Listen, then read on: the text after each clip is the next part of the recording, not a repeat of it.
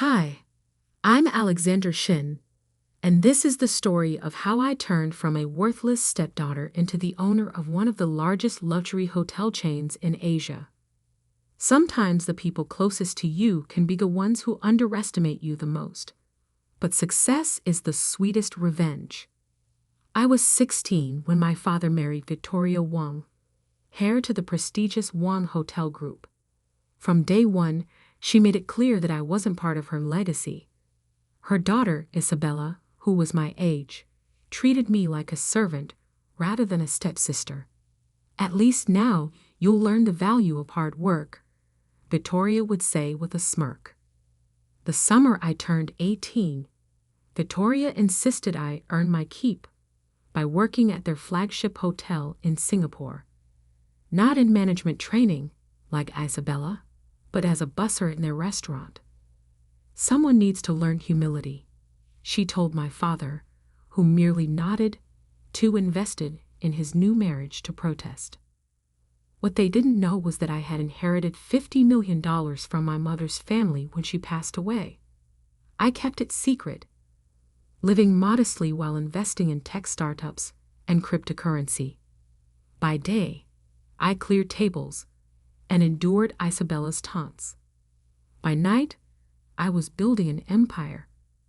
"Look at her," Isabella would snicker to her friends over breakfast. "Can't even afford designer clothes while working at our hotel." I'd smile quietly, remembering my latest investment that had just tripled in value. The Wong Hotel Group had been struggling for years, stuck in old-fashioned luxury while newer chains innovated. I watched silently as Victoria and Isabella ignored customer complaints, dismissed staff suggestions, and refused to modernize their operations. Every mistake they made, I documented. Every opportunity they missed, I noted. Then came the COVID pandemic. While other hotels adapted with contactless check-ins and enhanced cleaning protocols, the Wong Group floundered. Their occupancy rates plummeted. Victoria blamed everyone but herself, firing loyal employees while Isabella posted poolside photos on Instagram. "This is all temporary," Victoria assured the board. "Our legacy will survive." But I knew better. I had spent 2 years learning every aspect of hotel operations from the ground up, not from a cushioned executive office like Isabella. Through a series of shell companies, I began buying shares in the Wong Group whenever the price dipped. Nobody noticed the quiet accumulation. Victoria was too busy planning Isabella's elaborate 21st birthday party at their half-empty flagship hotel. The party was a garish display of wealth they no longer had. "Alexandra," Victoria called out as I passed with a tray of champagne, "since you're here, make yourself useful and help the serving staff." Isabella's friends giggled, taking photos of me in my service uniform. I served drinks with a smile, knowing what would happen at tomorrow's shareholders meeting. Through my shell companies, I now owned 45% of the Wong Group. The other major shareholders, frustrated with Victoria's mismanagement, had secretly agreed to sell their shares to me. The next morning, I changed from my usual simple clothes into a tailored channel suit.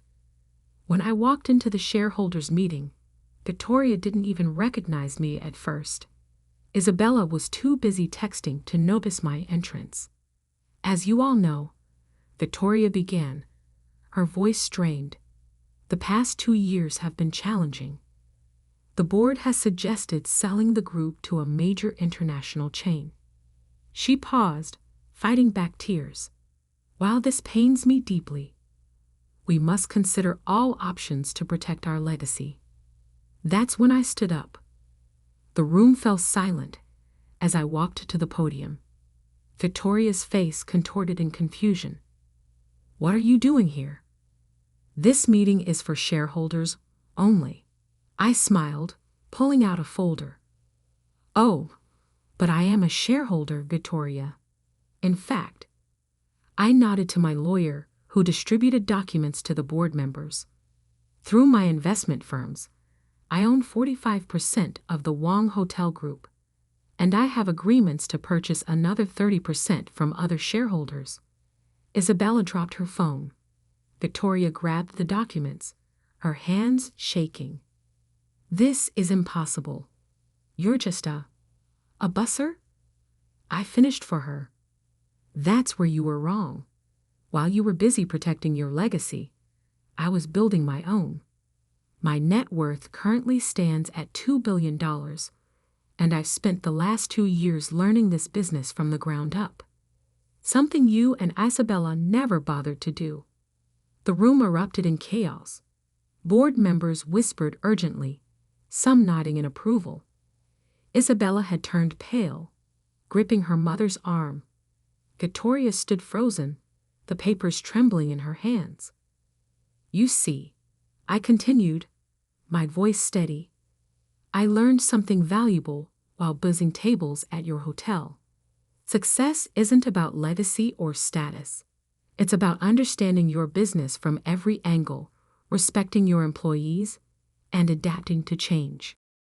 I pulled up a presentation showing my plans for modernizing the hotel group. I'm prepared to buy out all remaining shareholders at a 20% premium to market price, and I have detailed plans to restore this company to its former glory. Victoria finally found her voice. Your father won't allow this.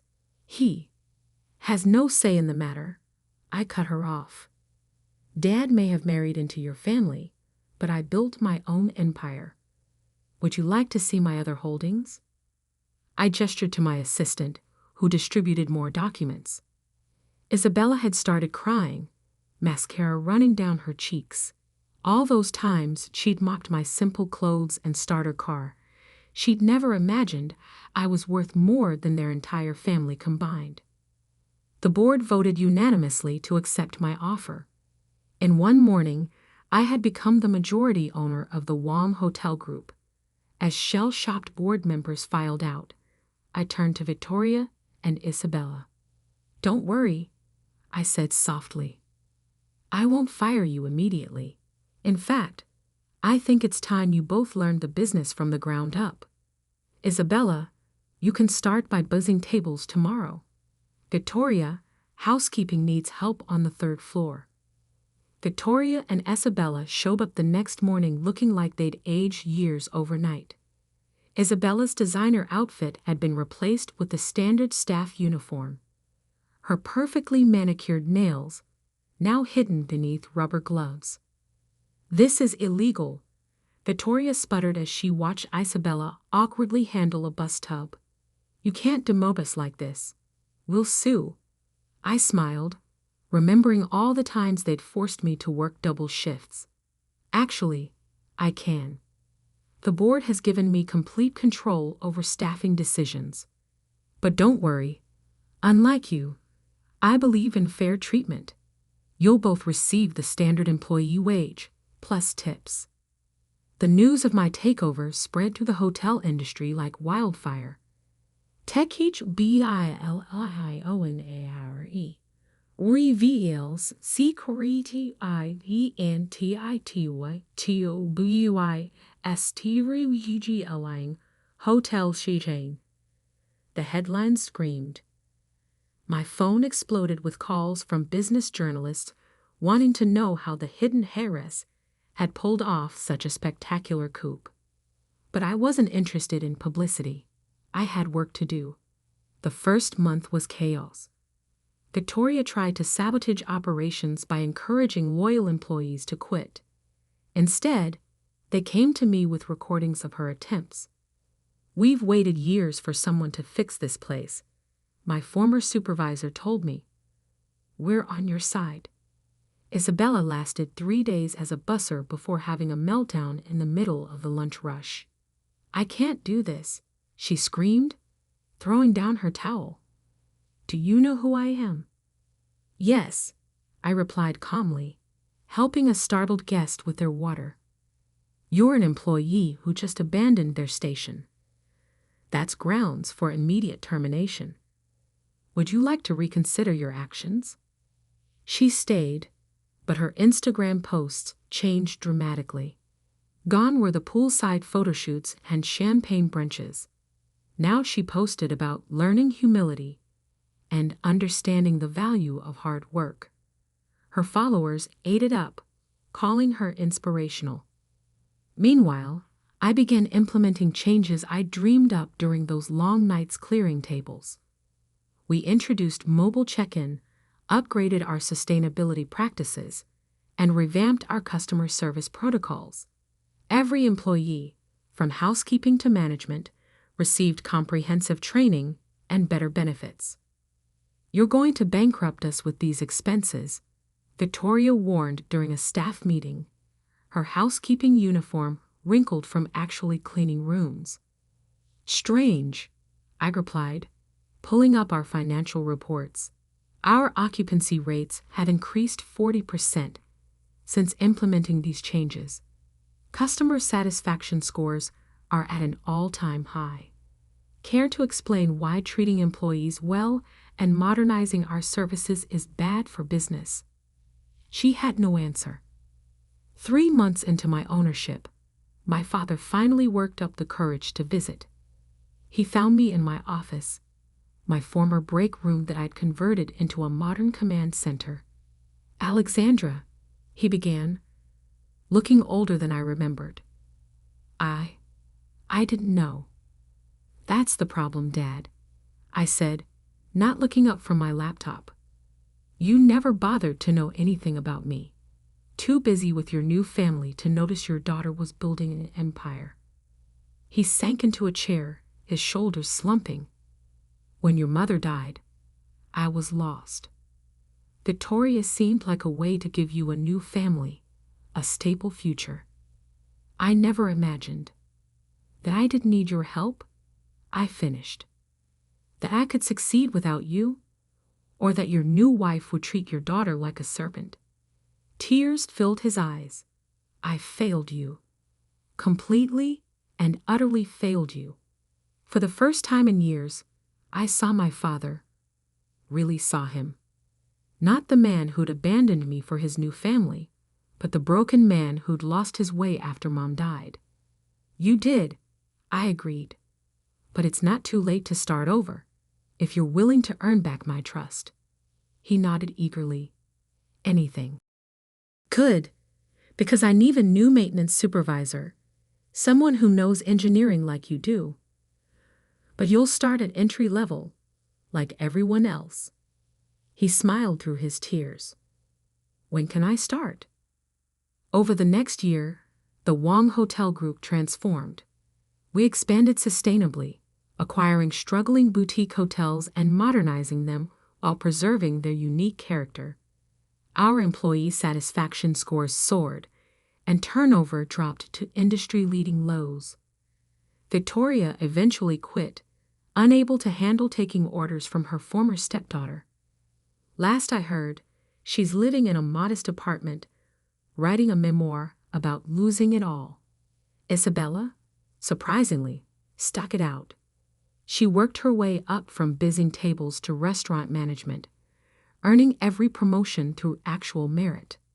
As for my father, he thrived in maintenance. The staff loved him, and he seemed happier with a wrench in his hand than he ever had in a business suit. We started having weekly lunches, rebuilding our relationship one conversation at a time. One evening, as I was leaving the office, I found Isabella waiting by my car. "I never thanked you," she said quietly. "For what?" "For showing me what real strength looks like. I was so obsessed with status and image that I never learned what matters. You could have fired us all, but instead, you taught us." I studied my stepsister, seeing her clearly for the first time. The entitled princess was gone, replaced by someone who finally understood the value of hard work. "We're opening a new property in Bali," I said. "They need an experienced restaurant manager. Interested?" Her eyes widened. "Really? After everything?" "Everyone deserves a second chance, even spoiled stepsisters." She laughed. then grew serious. Can I ask you something? All those days you spent busying tables, dealing with our abuse. How did you stay so calm? I smiled, remembering those long days and longer nights. Because I knew something you didn't. Success isn't about being born into the right family or having the right name. It's about working smart, staying humble, and never letting anyone else define your worth. Today, the Wong Hotel Group is worth 5 times what it was when I bought it. Our properties consistently rank among the world's best, known for both luxury and conscience. Dad runs our maintenance training program, teaching new hires the value of doing things right. Isabella has turned our Bali property into a destination restaurant scene. Sometimes, during quiet moments, I visit our flagship hotel's restaurant. I watch the busy staff clearing tables and serving guests, remembering my own days doing the same work. Occasionally, new employees ask why the CEO insists on having lunch in the staff room instead of the executive dining room. Because, I tell them, the best view of a business isn't from the top, it's from the ground floor. Last week, I received an invitation to speak at business school about my journey from busser to billionaire. The event will be held at our flagship hotel. Victoria has requested a ticket to attend. I approved her request and added a note. Dress code is business casual. But don't worry, if you can't afford designer clothes, we provide uniforms. After all, success isn't just about making money. Sometimes, it's about teaching the people who once looked down on you to look up, way up.